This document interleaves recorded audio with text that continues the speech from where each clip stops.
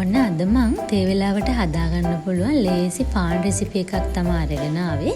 මේකට පානුයි මාගරිනුයි තියෙනවා නම් අපිට හදාගන්න හරි ලේසි. ඉතින් මම මේකට පාන් පෙති 3ක් අරගෙන තියෙනවා. මං පාන් පෙති වල වටේ සම්පූර්ණ අයින් කර ගන්නවා.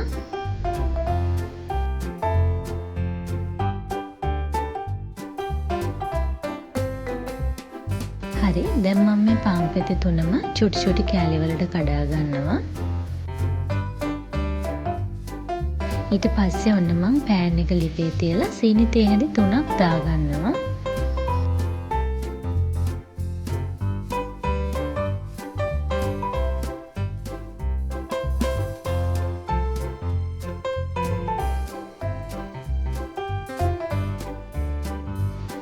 මම මේ සීනි ටික ටිකක් දිය වෙන්න හරිනවා.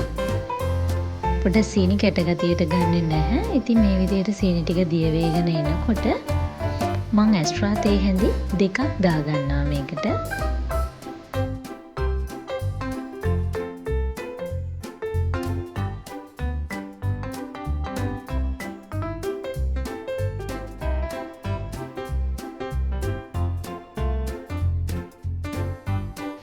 ඔන්න මම දැන් පාන් ටික දාගන්න යන්නේ.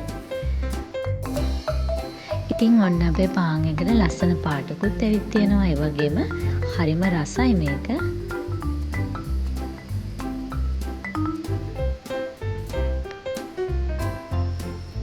මම මේකට තව ඇස්ට්‍රා තේ හැඳි භාගයක් විතර දාගන්නවා ආයේ.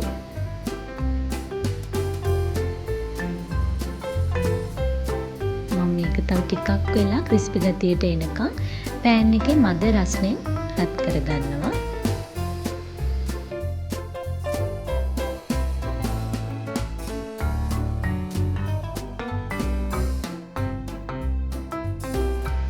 හරි, ඔන්න අපේ ස්නැක් එක දැන් හරි.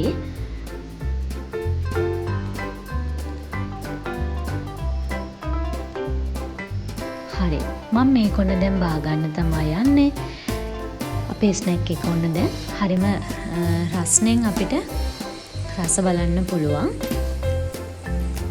තේ වෙලාවට ඉතින් ඔයාලටත් මේ වගේ පානුයි මාගරිනුයි ගෙදර තියෙනවා නම් රසම රස පාන් ස්නැක් එකක් හදාගන්න පුළුවන්. ඉතින් තවත් මේ වගේ වව් කෑම රස බලන්න වව් කෑම YouTube channel එක subscribe කරන්න.